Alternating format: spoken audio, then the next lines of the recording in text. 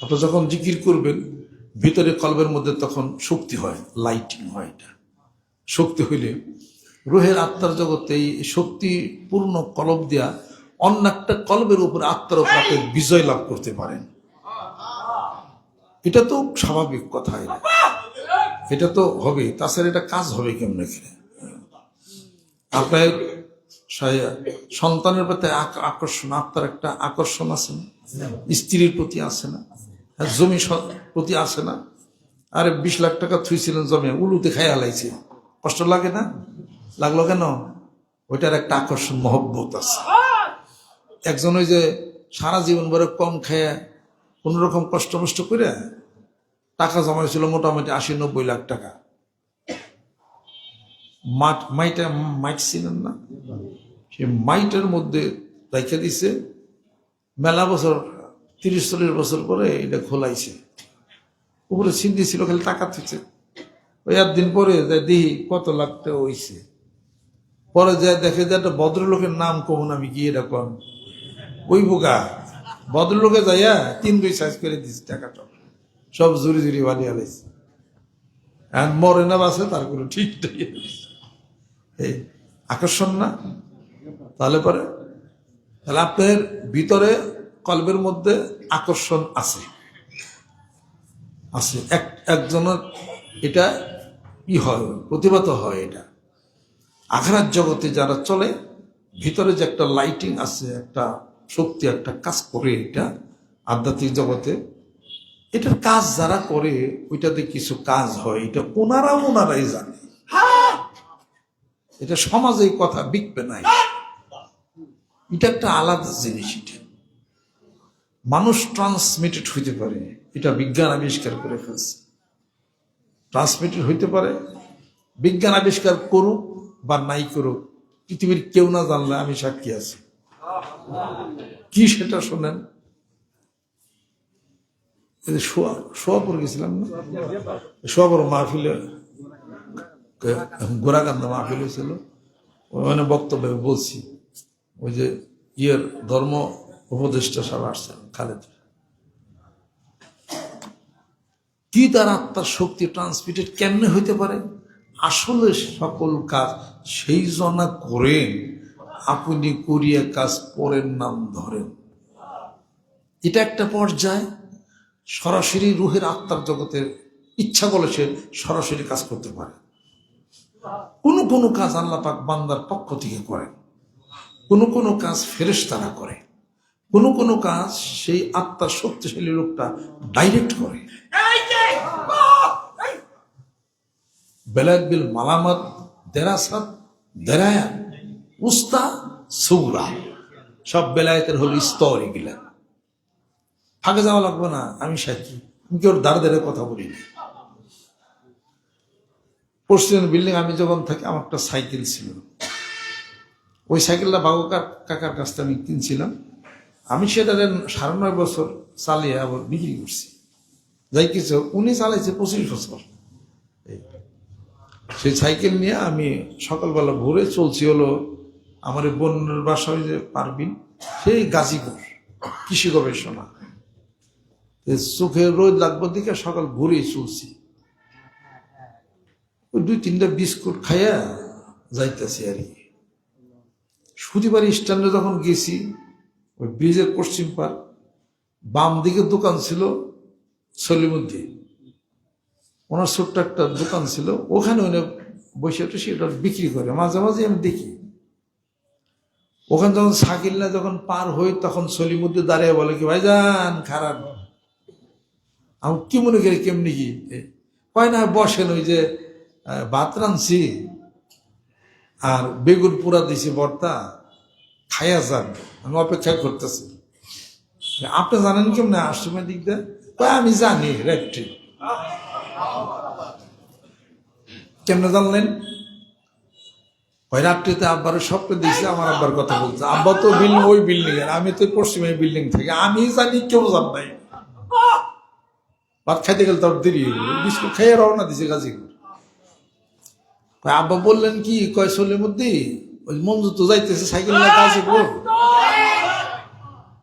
পরে পুরা বেগুনের ভর্তা শখ করে, তুই ভাত রাঁধে রেডি করে রাখিস, ওই দিকে গেলে ওর কাছে খাওয়াই দিস। এটার সারা পৃথিবীর বিজ্ঞানীর দরকার নেই, এটা আমি নিজে সাক্ষী, আমি নিজে সাক্ষী। আমি বলি কি দেখি হইল ওইটা, পরে শেষে পোড়া বেগুনের ভর্তা এগুলা দিয়ে খাওয়াই খাওয়াই দিচ্ছ। আমি আর এই পর্যন্ত জীবন করতে আব্বার কাছে এই কথা খুলি নেই। তাই কিছুদিন পরে ওখানে একটা জায়গা আছে, সলিমন দুই কলা গাছ লাগাইছিল। কলা গাছের প্রায় কলাই চুরি নিচে, সরল মানুষ। একটা কলার খান বড় আসলো, ওইটা হলো থুইছে, আব্বার লেগে থুইছে।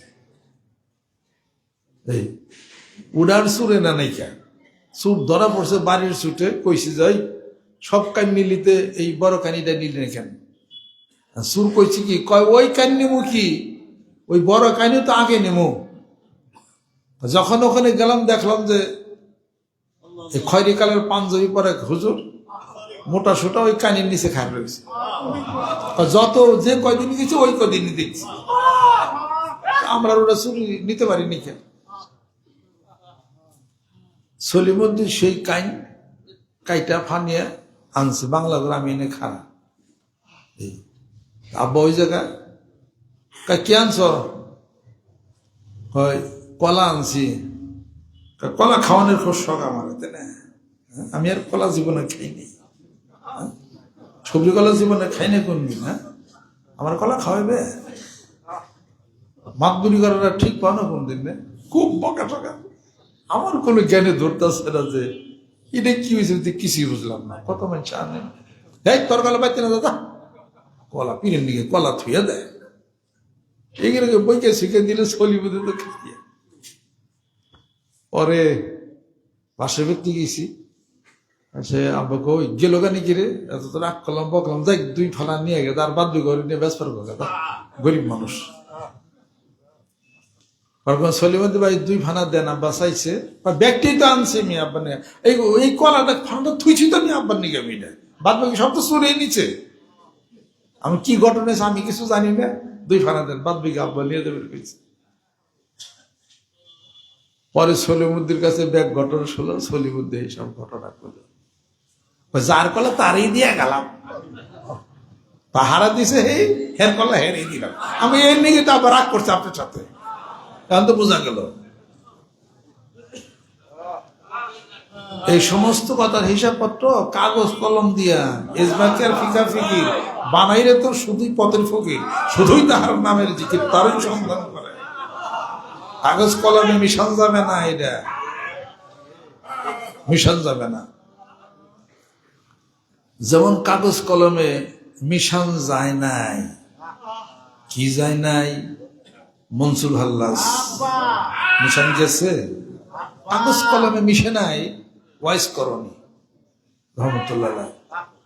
আল্লাহ নবী সাল্লাল্লাহু বলেন যে এই জামাটা নেওয়া আলী ওমর করণ দেশে আমার একটা পাগল আছে, তার জীবনে দেখা হলো না, এটা কি খেলা খেলে গেল? মনসুর হাল্লাস পুড়িয়ে দিল, তার শুনে পাইল কি খেলা সে খেললো।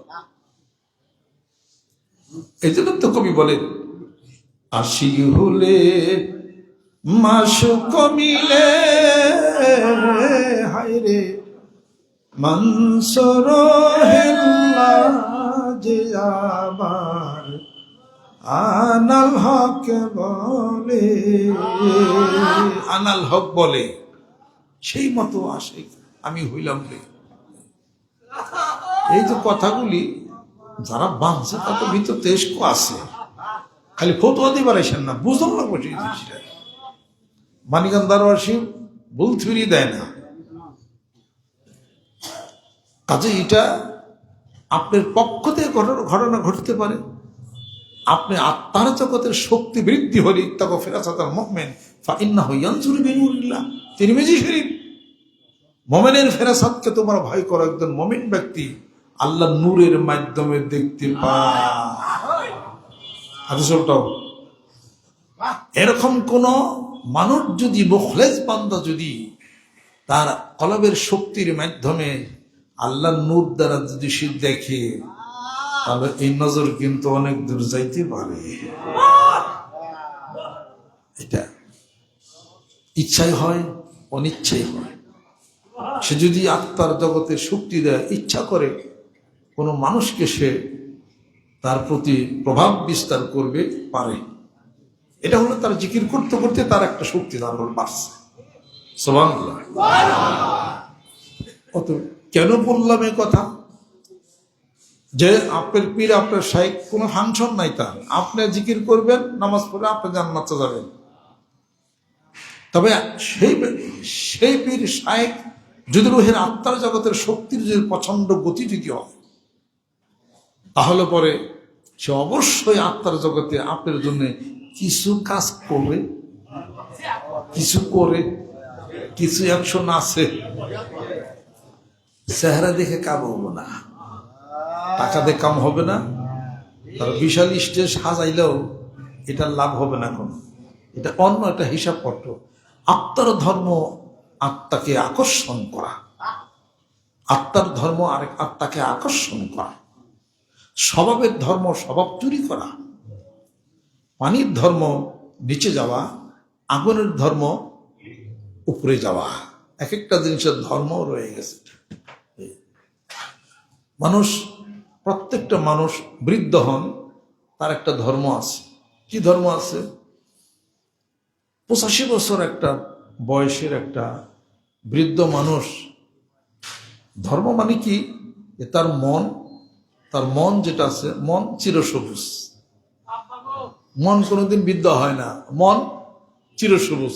প্রমাণ আছে না নাই? 85 বছর বয়স, যার ওয়াইফ মারা গেছে, তারে যদি বিবাহ করান, 20 বছর 16 বছর একটা যুবতী সাজিয়ে আনেন, আর তার বয়সেরই 85 বছর আরেকটা বুড়ি মানুষ আনেন, কোনটারে পছন্দ করবো? কথা ঠিক করে।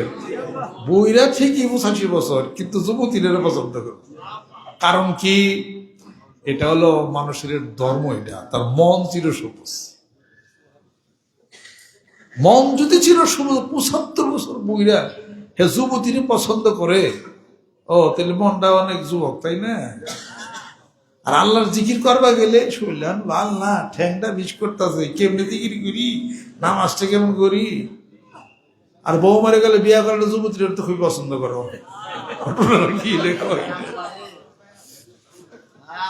এগুলো হলো শয়তানের কুমন্ত্রণা। ইচ্ছা করলে উপায় হয়ে যাবে। ওয়াল্লাইসা লিল ইনসানি ইল্লা মা সা। ইচ্ছা করলে, চেষ্টার অধীন আর কোনো কিছু না। চেষ্টা করেন।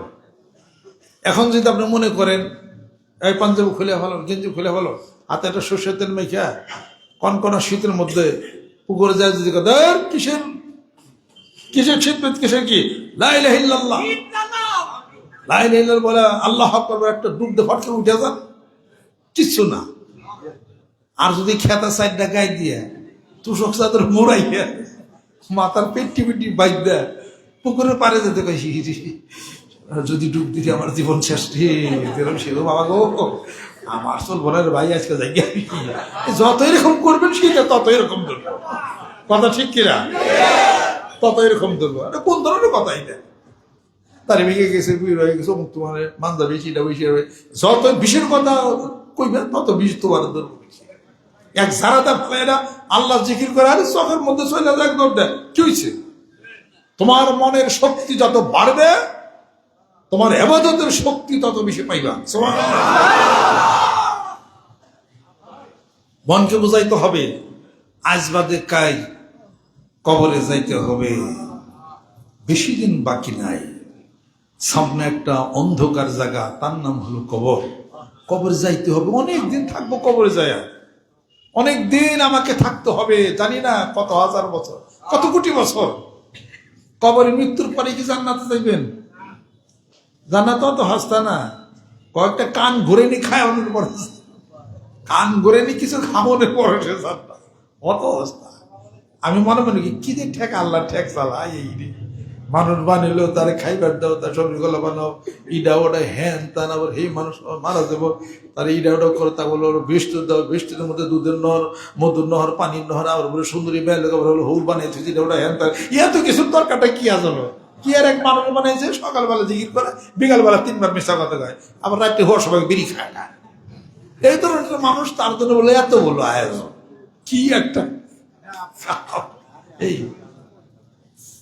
আমি আপনাদের ক্ষেত্রে তারস করতে চাই, আসুন মনকে বোঝাইতে হবে বেশি দিন বাকি নাই সামনে। স্মরণে হইল মরণ, তার মরণে বয়না ব্যথা কম না কথা। বসন্তের বাম কিনারে আন্ডারটারের ডাইনের ঘরে কি আজব লীলা ঘটে, সে কি মিয়া যাতা কথা। বসন্তের বাম কিনারে মানে এই কলবের মধ্যে তো তুমি আল্লাহ আল্লাহর মহব্বত এটাই তো তুমি রাখবা, তাতে সব ডাইন কিনারে নিয়ে আসলা মানে রুহের ঘরে, রুহের ঘরে মানে দুনিয়ার ঘরে তুমি নিয়ে আসলা, তাহলে তোমার তো হলো না কোনো কিছু। আর আজ মৃত্যু হলো সামনে, কবর হলো সামনে, বাইচা আছে এইটাই হলো মিথ্যা, মরবো এটাই হলো সত্য। সত্য ছিল সত্য, সত্য সে সর্বথা, বোঝাবার নয় মাত্র বুঝিবারও কথা। কাজে এইটাই ওইটাই হলো ঠিক। স্মরণে হইল মরণ, তার মরণে রয় না ব্যথা। স্মরণে মরণ হবে, কোনো ব্যথা থাকবে না। হাসিবু কাবলা আন তুহাসাবু, হিসাব নেওয়ার আগে হিসাব করে যাও। মুতু কাবলা আন তামুতু, মরণের আগে যদি মরো, ওই মরণে ব্যথা থাকবি না। সুবহানাল্লাহ। অত সেই চিন্তাই করতে হবে যে কবরে যে কত না শত বছর, কত না হাজার বছর থাকবে, হাড়গুলির সাথে মাটির সাথে হাড়গুলি মিশে যাবে। আবার ওয়াইজান নুফুসু যুবিজাত, তারপরে আবার আল্লাহ পাক রূহ তোমার দেহের মধ্যে প্রবেশ করাবেন, ওঠাবেন, বিচার কার্য শুরু হয়ে যাবে। কিন্তু যেই ব্যক্তি জান্নাতি হবে, তার কবরটাকে জান্নাতের খণ্ড বানায় দেওয়া হবে। আল কবরু রাউযাতুম মিন রিয়াজিল জান্নাহ আও হুফরাতুম মিন হুফরাইন নিরা। কারো কারো কবর হবে জাহান্নামের একটি টুকরা, কারো কারো কবর হবে জান্নাতের একটা খণ্ড। সুবহানাল্লাহ। আমল যদি ভালো হয়ে যায়, কবরের দৃষ্টিসীমা পর্যন্ত পৌঁছিয়া যাবে, প্রশস্ত হয়ে যাবে। জান্নাত থেকে একটা বিছানা কবর পর্যন্ত দিয়া দিবেন মহান মাবুদ। আর আমল যদি খারাপ হয়ে যায়, কবরের একদিকের মাটি অন্য দিকে চলে যাবে, হাড়গুলির সঙ্গে হাড়গুলি ঢুকে যাবে, শাস্তি তার শুরু হয়ে যাবে। আযাবের ফেরেশতারা মাথার উপরে একটা গর্জ দিয়া বাড়ি দিবে, 70 গজ মাটির নিচে চলে যাবে, আবার উঠবে, আবার তোলাবে, কিয়ামত পর্যন্ত এই শাস্তি তার চলবে।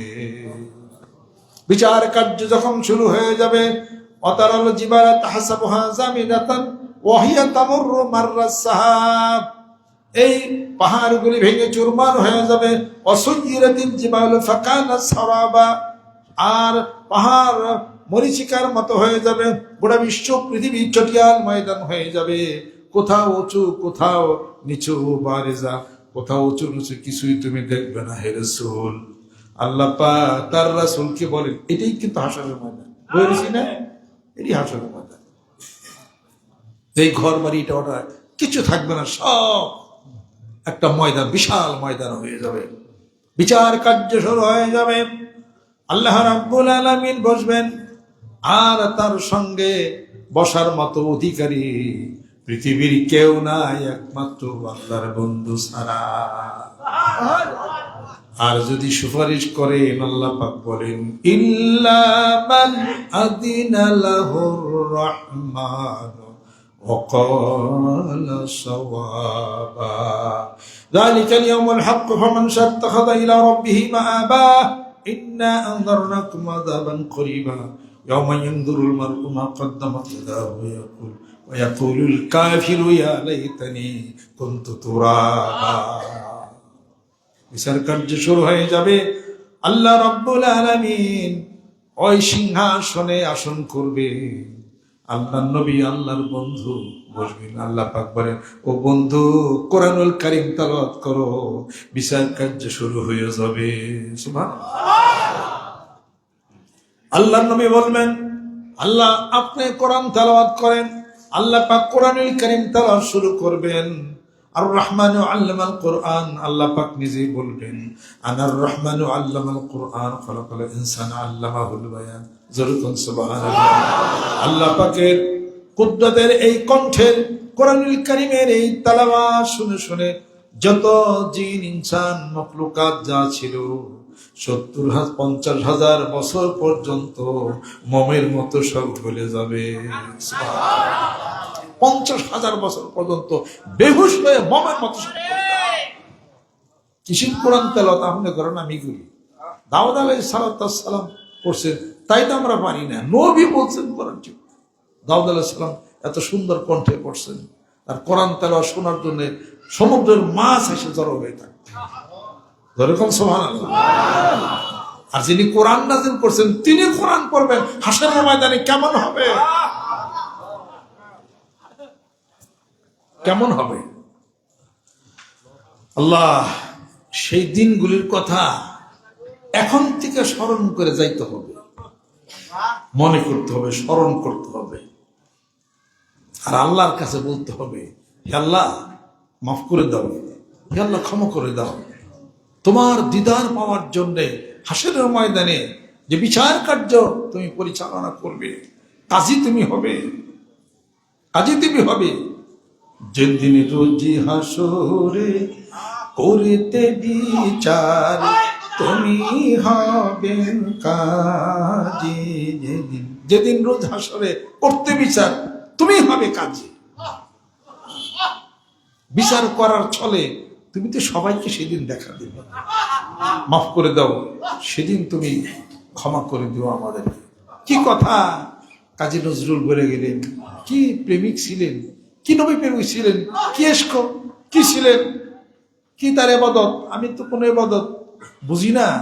রাসূলের প্রতি যে অনুকম্পা, যে প্রেম, যে ভালোবাসা বহিঃপ্রকাশ তার লেখনীর দ্বারা জগৎকে দিছেন, আর কেউ মনে হয় দিতে পারবে না। এই নবী পাগল, এই নবী প্রেমিককে আল্লাহ পাক আমি বিশ্বাস মাফ করে দিচ্ছি। মনের শেষ আশা সরকার ঢাকা বিশ্ববিদ্যালয়ের ওই মসজিদের চত্বরে তাকে সমাহিত করা হয়েছে। মসজিদের পাশে আমায় কবর দিও ভাই। কত দরদ ভরা, কত কথা লিখে গেলেন, কত লেখাজোকা, কত নবী প্রেম। সৌদি আরব এবং মক্কাতুল মুকাররমা আল মদিনাতুল মুনাওয়ারা সবকিছু দিয়া একটা নবী প্রেমিক ছিলেন, চলে গেছেন দুনিয়ার অন্ধকার হয়ে। আল্লাহর কাছে এই জন্যে প্রার্থনা করতে হবে, হে আল্লাহ এই জীবন সুখের বানাও, এই জীবন শয়তানের ধোঁকা থেকে আল্লাহ হেফাজত করো। আল্লাহ তোমার মনোনীত ব্যক্তি যারা চলে গেল, যাদের প্রতি তুমি তোমার নিয়ামত দ্বারা ভরপুর করে দিয়েছো, আনআমতা আলাইহিম গায়রিল মাগদুবি আলাইহিম ওয়ালাদ-দাল্লিন, যাদের প্রতি তুমি নিয়ামত বর্ষণ করেছো সেই রাস্তায় তুমি আমাদেরকে পরিচালিত করো। আর যাদের প্রতি তুমি প্রধান্বিত হয়ে গেছো এবং যারা পথভ্রষ্ট হয়ে গেছে তাদের রাস্তায় তুমি আমাদেরকে পরিচালিত করো না। আমিন। আমাদের প্রার্থনা তুমি কবুল করো। সুবহানাল্লাহ। আল্লাহর আশিক, আল্লাহর পাগলেরা তাই এই মজমা জমাইছিলেন, একজন জমিয়ে চলে গেছে, চলছে দুর্বার গতিতে, এটা বন্ধ হবে না। কে করবে কার পরে আল্লাহ ভালো জানেন, বন্ধ হবে না ইনশাআল্লাহ। কিয়ামত পর্যন্ত বাংলার জমিনের আনাচে কানাচে, প্রত্যেকটা গ্রামে গঞ্জে, প্রত্যেকটা মহল্লায় আল্লাহর আশিক, আল্লাহর পাগলেরা বাঁচব না পৃথিবীর বুকে চিরদিন, তবে একটা মাইল ফলক হবে। যেরকম সুবহানাল্লাহ। এই জন্য আল্লাহর কাছে হলো নিবেদন, হে আল্লাহ সুস্থ করে দাও, হে আল্লাহ হায়াত বাড়িয়ে দাও, হে আল্লাহ অর্থের প্রাচুর্যতা করে দাও। যে অর্থ তোমার থেকে আমাকে দূরে নিয়ে যাবে সেই অর্থ চাই না। যে চিন্তা চেতনা তোমার থেকে আমাকে দূরে নিয়ে যাবে ওই চিন্তা চেতনা চাই না। যে কথা তোমার থেকে আমাকে দূরে নিয়ে যাবে, যে কথার মধ্যে তোমার কথা নাই, সে কথা আমি চাই না, সে কথা আমি চাই না। তাতে কবি বলেন, যে কথার মাঝে তব কথা নাই, সে কথা মোরে শুনায় না। যে কথার মাঝে তব কথা নাই, সে কথা মোরে শুনায় না। যে আঁখি ঝরিলে তোমার লোভিব, সে আঁখির ধারা মুছায় না। যে তৃষা জাগিলে তোমারে হারাবো, সে তৃষায় আমায় জাগায় না। যে জ্ঞানের দ্বীপ, যে জ্ঞানের দ্বীপ তোমারে লুকায়, যে জ্ঞানের দ্বীপ তোমারে লুকায়, ওই জ্ঞান তো আমার কোনো দরকার নাই, কোনো দরকার নাই। যে জ্ঞানের দ্বীপ তোমারে লুকায়, সে জ্ঞানের দ্বীপ জ্বালায় না।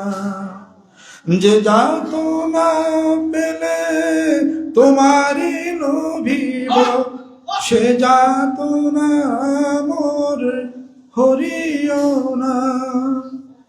যে নেশায় আমায় তোমা ছাড়া করে, সে নেশায় আমায় ডুবায় না। যে সুখ লোভিলে তোমারে হারাবো, সে সুখ সাগরে ভাসায় না। যে তৃষা জাগিলে তোমারে হারাবো, সে তৃষায় আমার জাগায় না। কথা, যে কথার মধ্যে তোমার কথা নেই, ওই কথাই আমার দরকার নাই, ওই ভাবনার দরকার নাই, ওই চিন্তার দরকার নাই। যে নেশায় তোমা ছাড়া করে, ওই নেশায় আমি করতে চাই না। এই পৃথিবীর সমস্ত কিছুর মধ্যে আব্বা একদিন বলছিলেন যে যে জায়গায় রয়েছ দুনিয়াতে, ঘুমাইছে রয়েছ, মরলেই ঘুমটা ভেঙে যাবে। এই দুনিয়া একটা স্বপ্ন, স্বপ্নে যেরকম স্বপ্ন বলে মনে হয় না, এই দুনিয়া তো ঘুমাইছে রয়েছ, এটাও স্বপ্নের মতো। মৃত্যুর সঙ্গে সঙ্গে তোমার ঘুম ভেঙে যাবে, আর তোমার আফসোস হয়ে যাবে পৃথিবীর বুকে। তুমি কি মনে করো না হাল্লা ইনতাহাস্তা লিমুআলা জাতা দাইক, তুমি কি মনে করো না যে তোমার এই অন্তরের চিকিৎসার তোমার দরকার এবং প্রয়োজন? আর তোমার মৃত্যুর পরে তোমার টাকা, তোমার পয়সা, তোমার ঘড়ি, তোমার সাইকেল, তোমার গাড়ি, তোমার যা আছে সব তো চলে যাবে। তুমি তো একা, খালি একা হাতে খালি পথে একা হাতে বিদায় করে দিবে তুমি, একদম একা একা। তো এই তরিটা তোমাকে বিদায় করে দিবে। এবার তুমি তরি বাও, দেখো কতটুকু তুমি পারো। আমার হাত ধরে তুমি নিয়ে চলো প্রভু, আমি যে পথ চিনি না। বাসনার মোহে ভ্রান্ত হয়েছি, বাসনার মোহে ভ্রান্ত হয়েছি। হারায়ে ফেলেছি ঠিকানা,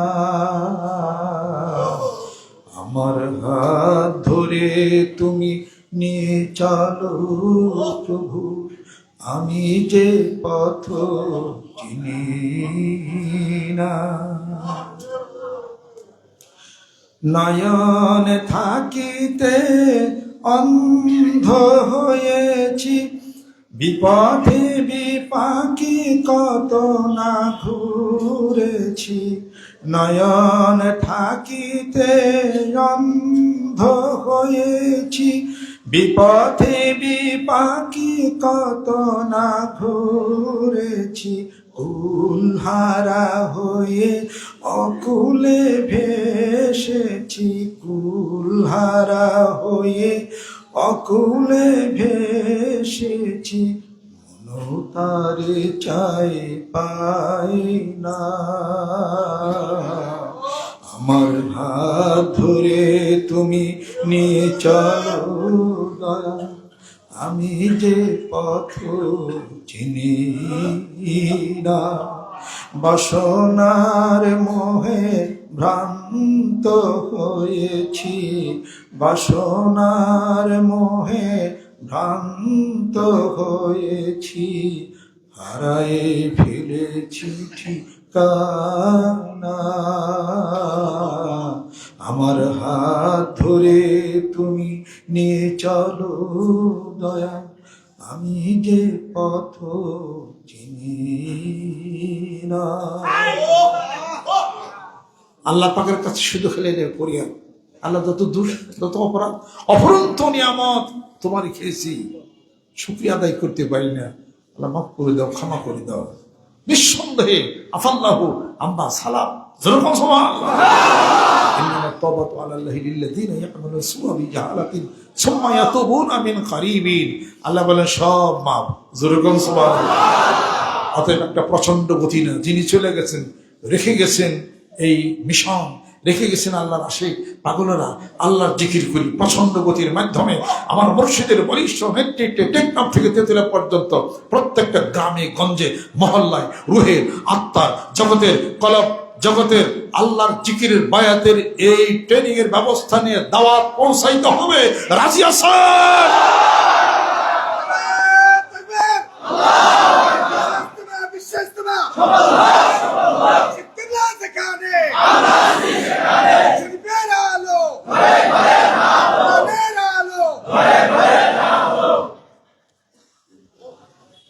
একটা নাম লিয়া আগান লাগে, কথা ঠিক কিনা?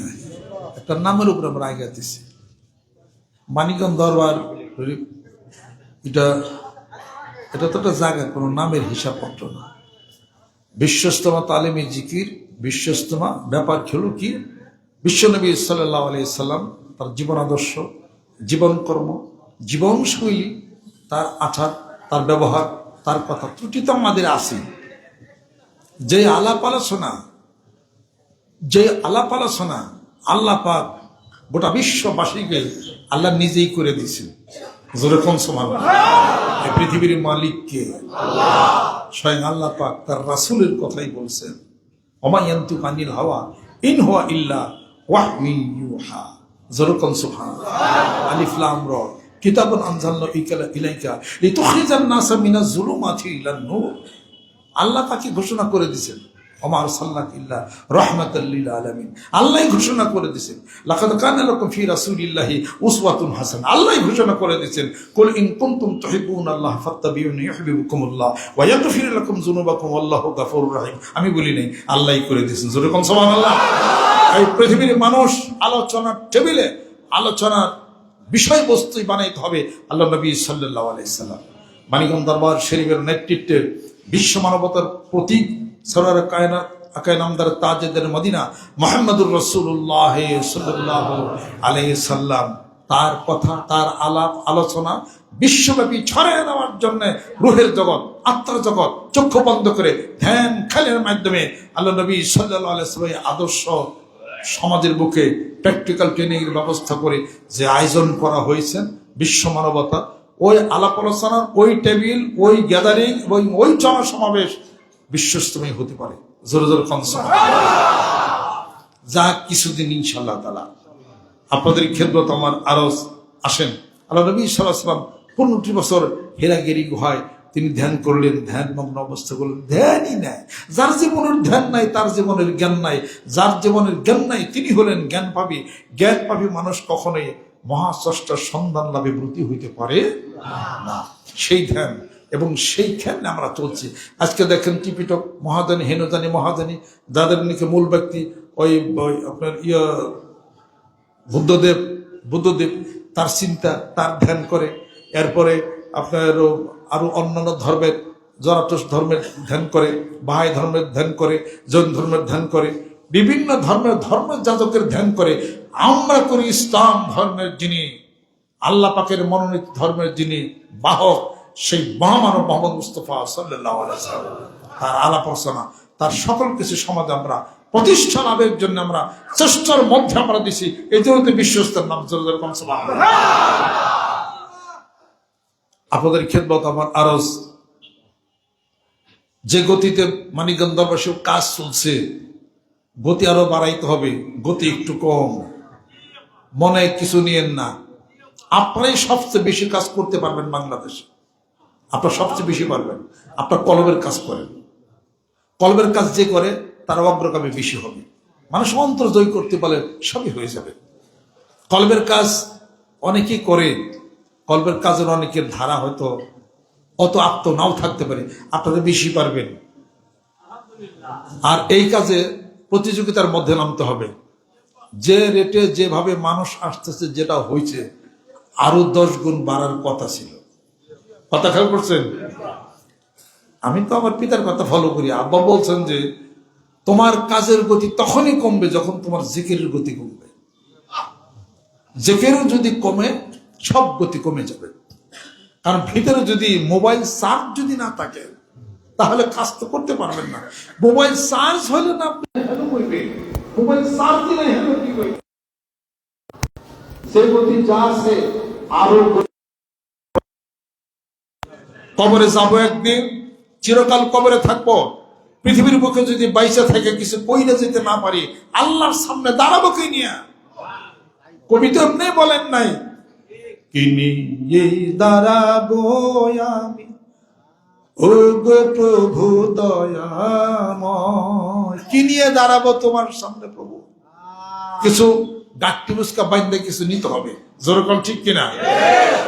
আমরা এই বাংলার জমিনের বুকে যে প্রচন্ড গতি আছে, তার 10 গুণ গতি বাড়াইয়া কাজ করে নিয়া মহান মাবুদের সামনে হাসরের ময়দানে দাঁড়াবো যে তোমার পক্ষ থেকে দ্বীনের, ইসলামের, তোমার রাসূলের, জিকিরের, নামাজের পাবন্দী হয়ে গোটা বাংলার জমিনের বুকে আমরা জান মালকে দিয়া নামছিলাম। আল্লাহ রাজি আছেন?